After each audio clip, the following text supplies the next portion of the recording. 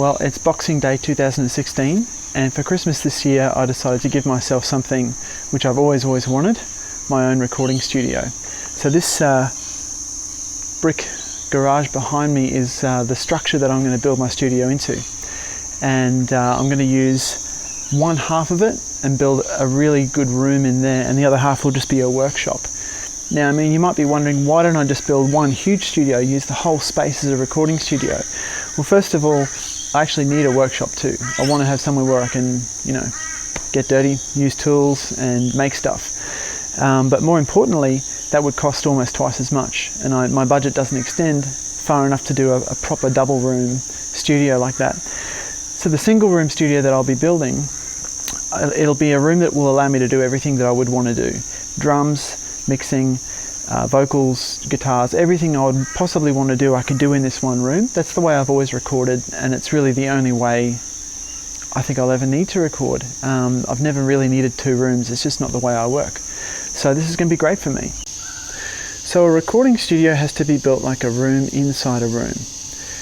The inside room's soundproof and the outside room's soundproof, and as long as they don't touch each other you get huge soundproofing benefits. If you look on the floor here, you can see where I've marked out where the two rooms are going to go. The blue lines on the outside, that's the outside wall. And that's going to be a stud wall running all the way down the room and touching the wall on the other end. It's going to touch the bricks, and the bricks then become the outside wall, all the way around there. And then we've got another blue line that runs along the entryway, and they meet up there. So that's the outside wall. The windows are going to be blocked in. We're going to remove those and fill them up with bricks.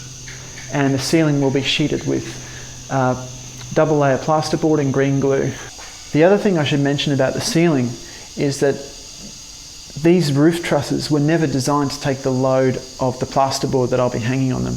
There's going to be about 400 kilos of plasterboard, and these are not designed to take that weight. They're just designed to hold up a tin roof. So I'm going to have a structural engineer coming tomorrow, a professional whose job is to calculate how much load these trusses can take.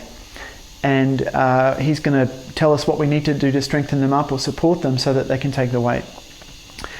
If you don't do that, you run the risk of the ceiling actually collapsing and falling down on you when you're inside the studio. That could be fatal. So it's really important that any structure that you're putting in here can actually take the weight that you're going to be hanging from it. The outer room is going to have about 400, maybe 450 kilos of plasterboard on it, and the inner room is going to have a little bit less than that because obviously it'll be a smaller area.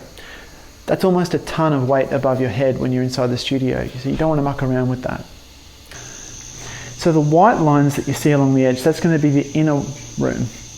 That's going to be constructed almost the same way, but it's inside the outside room, I guess. So that white line you see running along there, that's going to be a new stud wall running all the way around, and that'll be green glued with double layer plasterboard as well.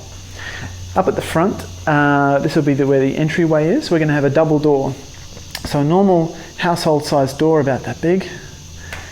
And either side of that, built into the walls, is going to be a ventilation silencer box on each side. When you've got an airtight room, you need fresh air going in and out. So the pink lines here indicate where the ventilation box is going to go. It might not seem very big, it's 30 centimetres by about 85, but it's going to be almost the same height as the door, 2 metres or so up to there. Down on the floor here we're going to have a vent which draws the old air out. That's going to go through a series of passageways up and down until it goes out the other side on the outside of the building. On this side we've got the opposite.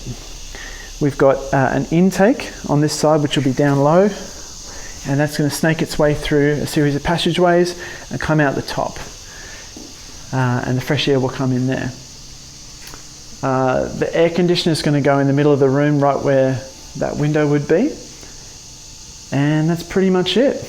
So fingers crossed over the next 10 days, I'll have a studio.